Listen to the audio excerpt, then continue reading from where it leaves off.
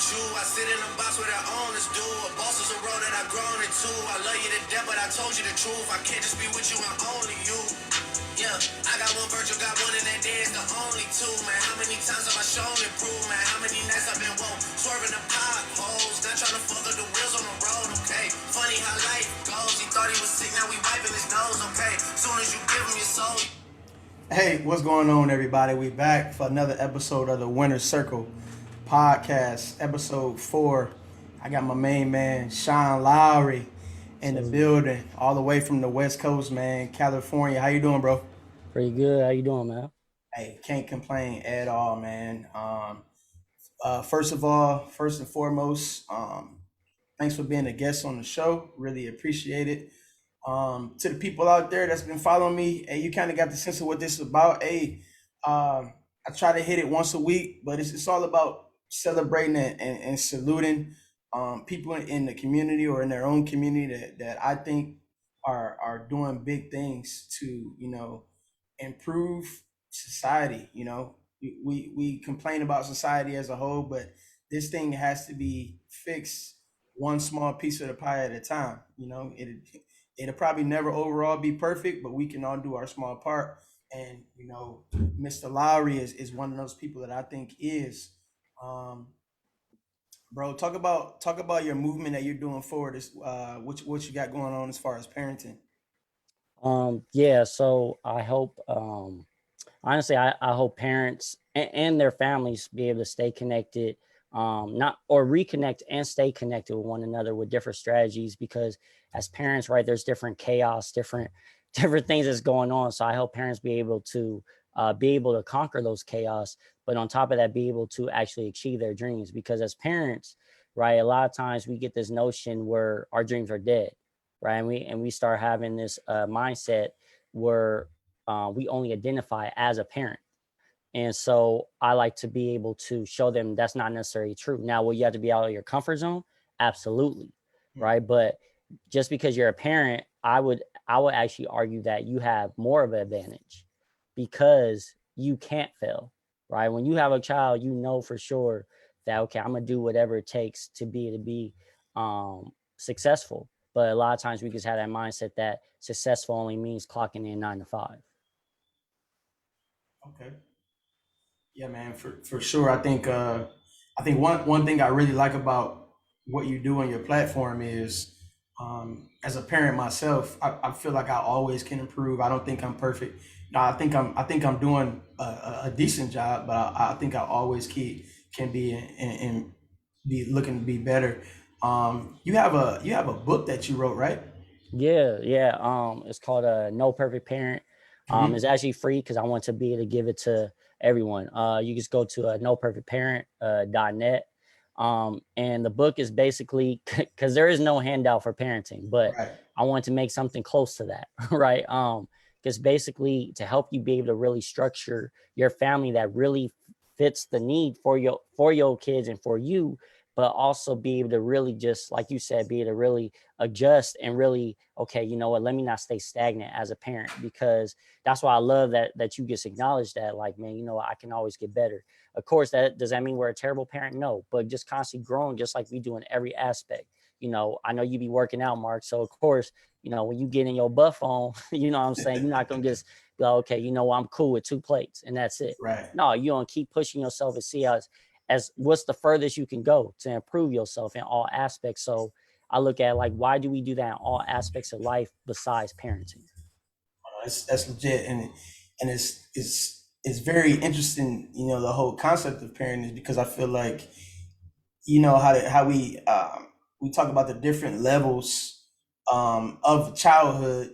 They go through the infant stages, through the toddler stages, through adolescence, and I feel like with my own personal children, each stage of that almost requires a different style of parenting. Absolutely, absolutely. Because from 0 to 7 is actually the imprint years, Okay. right? So those years are crucial. Those is the years that literally you get your values, you get your morals, right? And actually, Mhm. 90% of your brain is actually formed at the age of 3, right? Interesting. So just imagine what you're seeing. That's why a lot of times, you know, unfortunately these things happen, but when someone is molested, right? And they were like 4 years old, 5 years old, but yet it's still affecting them and they're grown women, grown men, because those are your imprint years, right? 0 to 7. And then from was that 7 to 14 is your modeling years, right? So who are you looking up to? It could be music, it could be family, right? Who are you trying to be like, right? Or my son, like he's already my son's mixed, but he's already identifying with himself. He's like, man, dad, okay, I see you darker than me. I'm like, yeah, son, but you still black. You know what I mean? I had to break that down to him, right? Because he's like, okay, wait, what's going on? You know, and obviously I have long hair, he have long hair. So it's one of those things. He's like, nah, dad, you have hair. I gotta keep my hair.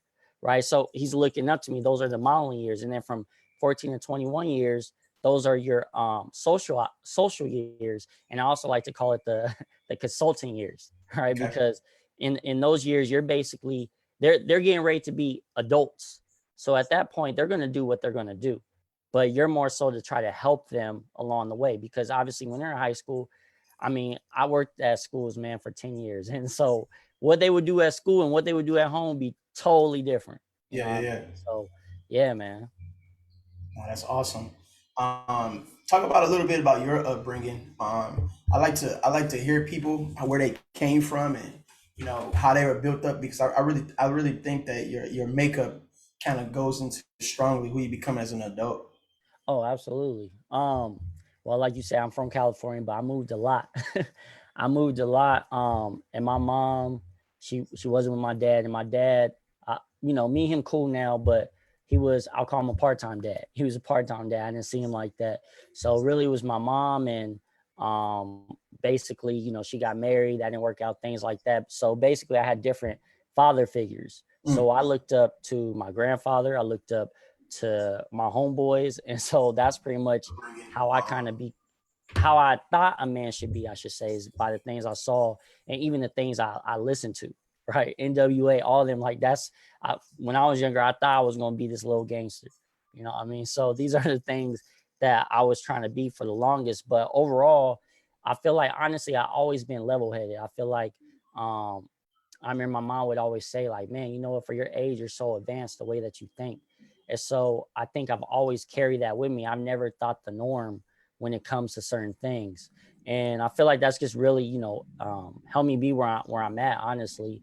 And me seeing the things that I didn't have, not having a consistent father figure. And even with my mom, right? Obviously, I love my mom, but she had her own battles as a parent, mhm. right? And so I used to be upset about those things. And then I realized, okay, there's a lot of issues, underlining issues that's going on with her. And I feel like as parents, um, we sometimes take that on and we don't realize that. We start identifying with that. And so for me, man, just growing up, I realized that, you know, I don't have to identify with any of these things because just because I grew up in it or just because I was labeled it. So You feel yourself now as a parent trying to overcompensate for some of the things that you didn't have. I used to. I Hmm. used to feel that way. And then I realized, you know what, I'm gonna just be me. I'm gonna make sure that um I give my kids, because for me, I realized because I used to think that, you know what, kids need, you know, they need new shoes, they need money, they need all these different things. And at least for my kids, I can speak for my kids, they just want my time. Hmm. That's what they want. They want my time. And so for me, when I really recognized that and realized that, is when it was a game changer for me. And then that's when I started to do what I'm doing now. And I was like, okay, I want to help people, but I want to also take my time back, right? Because we'll never get your kids, whatever, 5, 8, 12, you're never going to get those years back. They are that for that moment. So that's when I realized, you know what, I'm gonna make sure that they can never say, hey, you know what, daddy wasn't home or Hmm. daddy's not here. It's to the point where my oldest, she's about to be 16, but it's to the point, if I go to the grocery store, man, at like 9:30, she's pressing me. Where you going, dad? Where you? I'm just going, okay, you gonna be back? Yes. And she'll literally, even when I've gone out, she'll literally stay up until I come home because Hmm. she's used to dad being home. And I love that, you know what I mean? And she's like, man, no, dad, like, you know, everything we do, I want to make sure like dad's included. That's how she is. And I look at like, man, that's the foundation I built for my family.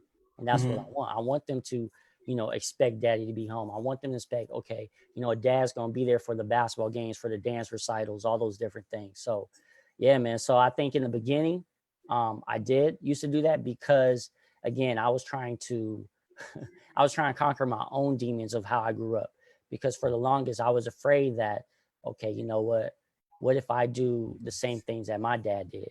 Or what if I, talk a certain way? Because again, I love my mom, but there's certain things that she did and I picked up because I Mm. grew up around it. Of course, as you grow up, even if you don't want to, at times we pick up certain habits Oh from yeah. our parents, and so it's one of those things, man, where as a parent, you either are doing similar things that your parents did or you're doing the opposite.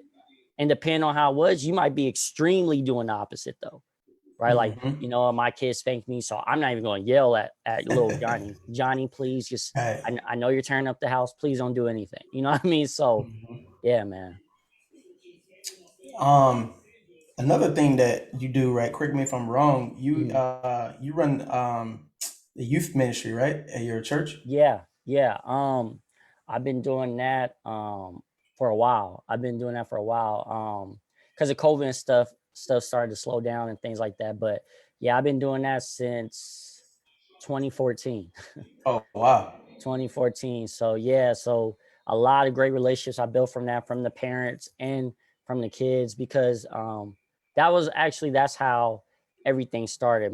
My goals have always been um to uplift the next generation. Hmm. And over time, as I kept growing and doing the things that I'm doing, I realized if I really want to make an impact on the next generation, it starts with the parents, Hmm. right? Because we have the most influence. So if I can affect them, it's going to be a trickle down effect. For those that are, for example, if a parent is afraid of change in their own life, then when their kids start to change it or do a certain decision, they're going to freak out, right? Hmm. But if I'm able to help a parent be able to accept and understand change, and a lot of times change is for the better, now they're able to apply that same knowledge to their child. So just different things like that, man.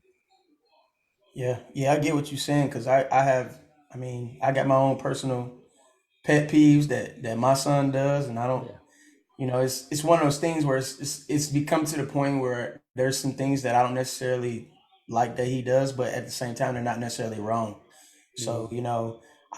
I let him do him. You know what I'm saying? Like Yeah.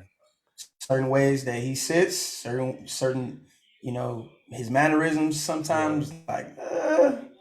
No, I understand. Hey, I understand. My son, 'cause I forgot. It gets comfortable for him, but sometimes he crosses his legs, Yeah, and I'm like, okay, and I told him like, hey, like when you stretch your legs all the way out and then cross it, right? yeah, yeah, yeah. And it's just more so because I'm trying to it's nothing wrong with it because I know grown men that do that, and it's nothing wrong with it. But I'm just like, I want you to understand the difference just with little things like that, right? Mhm. Just for now.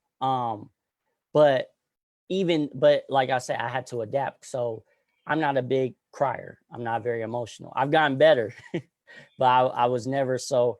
I remember my son cried on some movie, and I remember at first I kind of made him feel bad.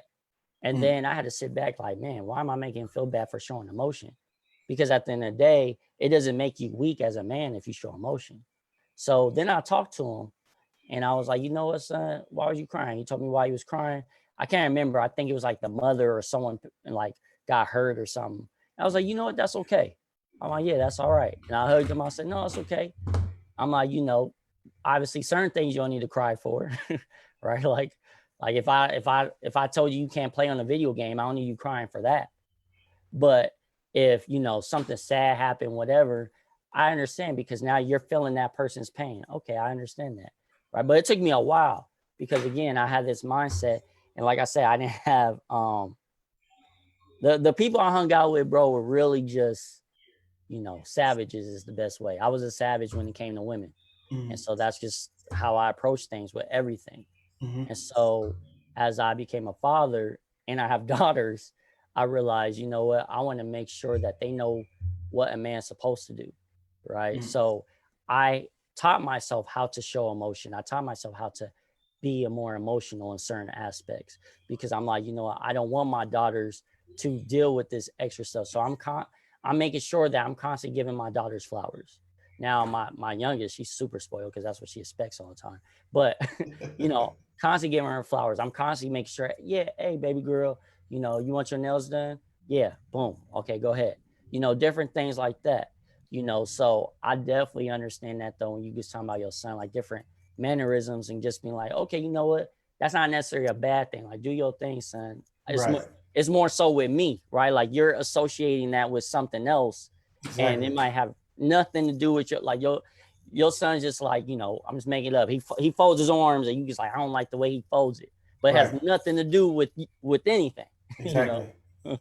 Exactly. Because again, like we said, man, a lot of it goes back to how we came up. Hmm. Like I said, I came up from Detroit, and that's a different place. You got Yeah, you got to be a certain way to survive there. You know what I'm yeah. saying? And now that I've fortunately had some success to where my son's a little privileged little suburb kid now, Hmm. so he gets to walk and talk however he wants to. Shoot, if he wants to, he can dress however he wants to, and ain't nobody gonna say nothing to him. So, it's just all in that, just letting your own personal self go, and kind of letting your kids be your kids. That's what Yeah. I've learned over time.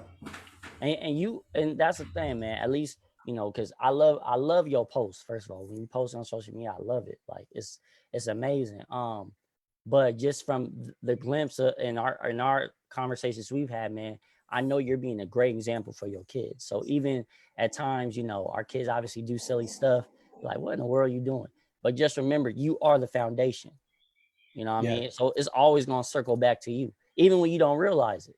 Like all of a sudden, I mean, your son, I know he already doing football, but you know, it might be one of those things where he come to you like, "Damn, I'm ready to hit them weights." Like, Yeah. oh shoot, really? And that's because he looking at you like, man, Dad, I see how you getting it in. I want to do the same, you know. So So with the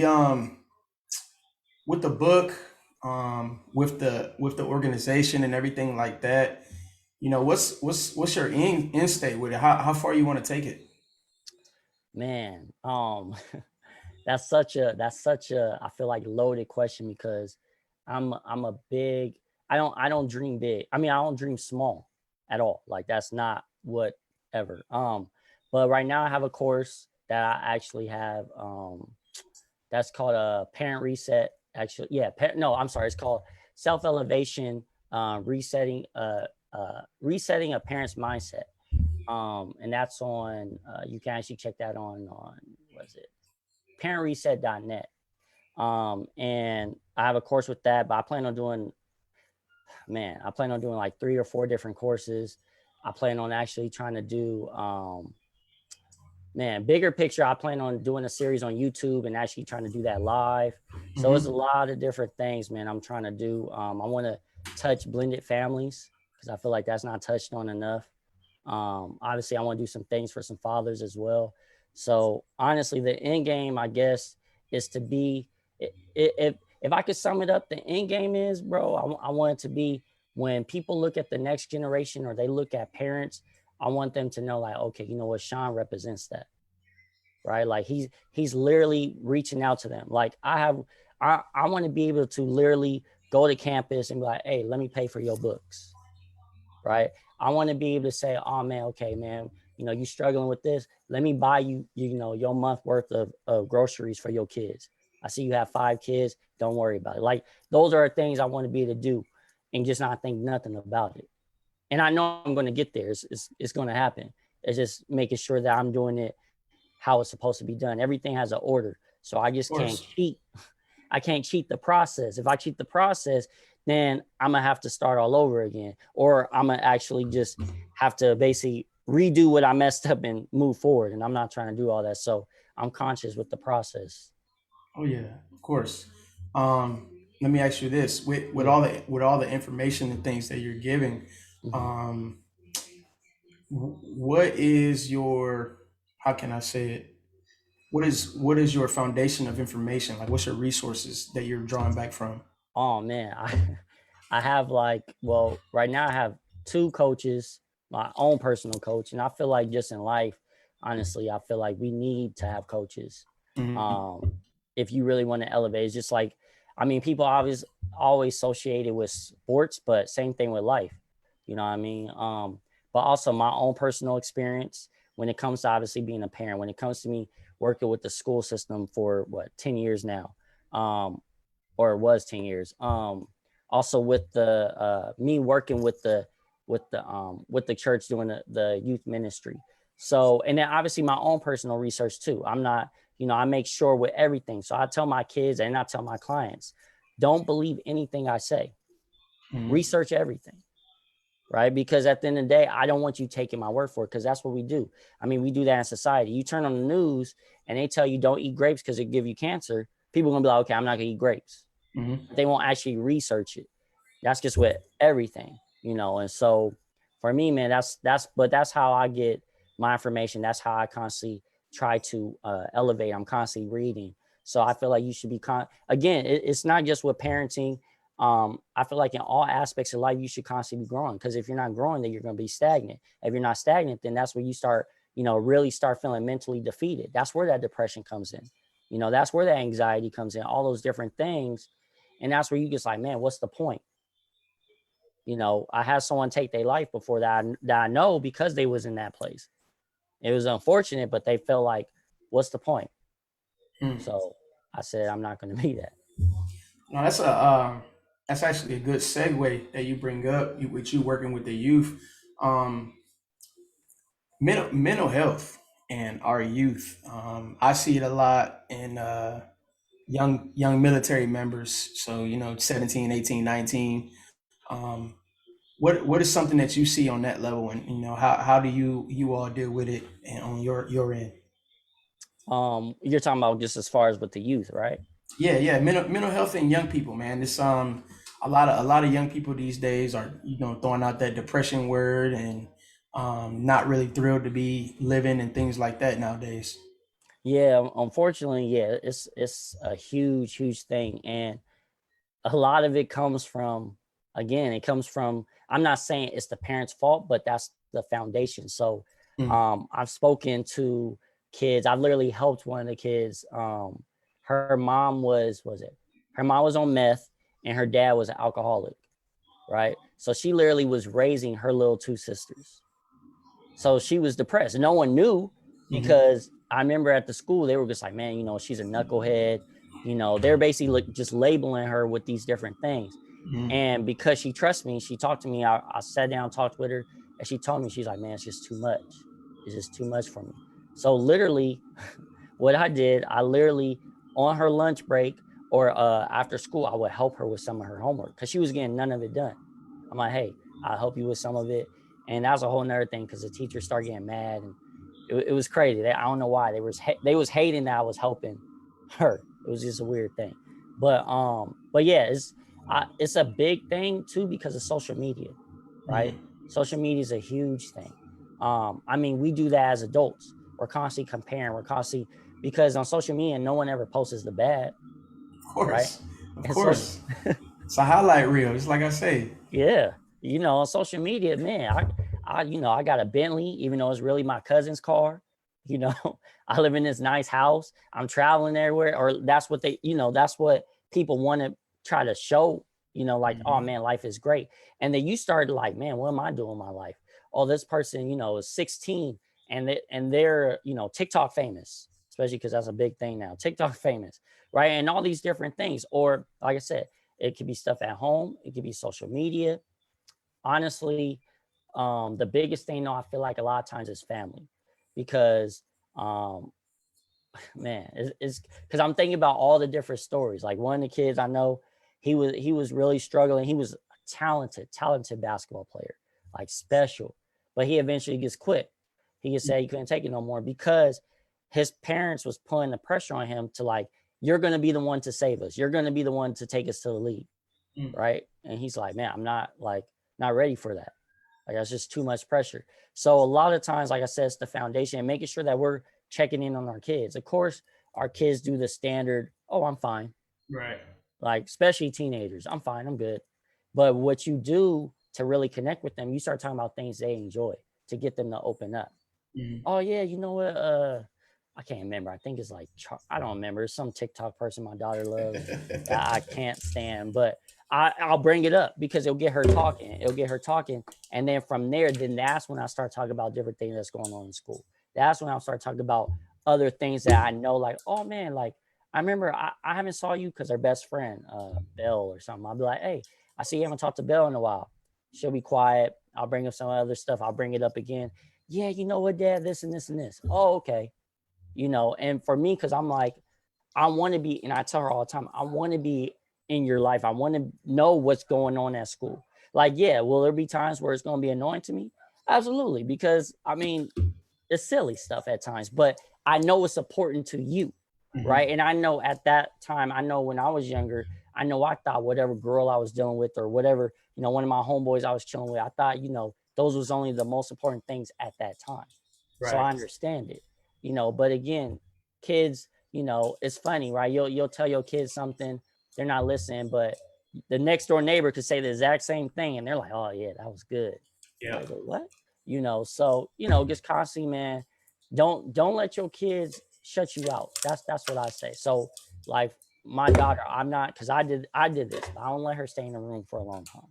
She could be in the room for a while, but after a while I'm like, hey, come downstairs. And at first she used to push back, now she's used to it. Okay, give me a minute. Because I'm like, I don't want you being cooped up in your room, listening to whatever depressing music or looking at social media. I don't need that, because now all of a sudden it's affecting my baby girl. You know what I mean? Like one of the most difficult things, man, was talking to my daughter about that, because at one point she was struggling with certain things because of social media, right? And to see her hurt, and I'm like, man, like, okay, you know what? Sometimes you need to unplug from that. She's like, well, Dad, this and this. So that's why I put it upon myself. Hey, you know what? Me and you gonna do something. Me and you gonna play a video game together. Me and you gonna be talking about whatever TikTok or whatever, whatever she's into. I'm making sure I'm constantly involved in it or showing interest in it, because that's something she cares about. I think another big thing, man, that I've learned over time is just because your kids come from you, don't mean they are you. Don't mean that they're as strong as you. Don't necessarily mean they're as smart as you. That's kind of been a hurdle that I've had to overcome. I've kind of always been mentally tough. I've kind of always been able to shoulder things. Yeah. It ain't like that with your own offspring. You know what I'm saying? It's just because you got the same genetics don't mean y'all built the same way, mentally and emotionally. So that's something that I had to take into account with my own two. It's like, they're not me. But look at it like this. I look at it as a blessing, because they don't have to be. Yeah. Right. The way you grew up and the way they growing up is obviously, I'm sure, is night and day. Yeah. You know what I mean? Like, I know for me, I didn't have no phone when did I think I got a phone at 16, bro. Right. There's 5-year-olds with phones right now. You know what I'm saying? So it's a different world. But like you say, you had to hold that, you had to carry the weight on your shoulders, and you had to survive, where they're like, nah, Dad gonna take care of it. And obviously there's certain things that maybe at times as parents we're like, okay, they lacking this, but then they're gonna be better off in certain aspects that we weren't. Right. You know what I mean? So it's a beautiful thing, man. Yes, sir. We'll go ahead and wrap it up. Yeah. Go ahead and tell the people where they can find you all on social media and everything like that. Dreamers Ambition, right? Yep. A Dreamers Ambition, all one word, on Instagram, on Facebook as well. Or, you can find me on Facebook, Sean Laurie, as well. Also have a parent group that I started called No Perfect Parent. So you can get in there as well. I'm constantly just encouraging parents and constantly just giving different things that I think as parents we need, and encouraging, just a community is something that I'm very strong about, because I feel like as parents, we don't have that community. Like a lot of times we're only able to speak to our parents about certain situations. So just to be able to uplift and really hold each other accountable. So so that's what and I have a podcast too, as well. I'm gonna do another season soon, but it's called Dreamers Experience. I'm actually talking to the youth. That one I'm just talking strictly to youth. So from 12-year-olds to 21 years old. So that's on all platforms, so you can check that out. And yeah, man, I appreciate you just having me on. Yeah, man. Again, I think what you're doing is awesome, bro. Like I said, parenting is very important for our future, man. And a lot of people are doing it right. A lot of people are doing it wrong. So all we can do is continue to learn and get better, man. Yeah. Again, salute, Winter Circle. Thanks for coming on, bro. Appreciate you.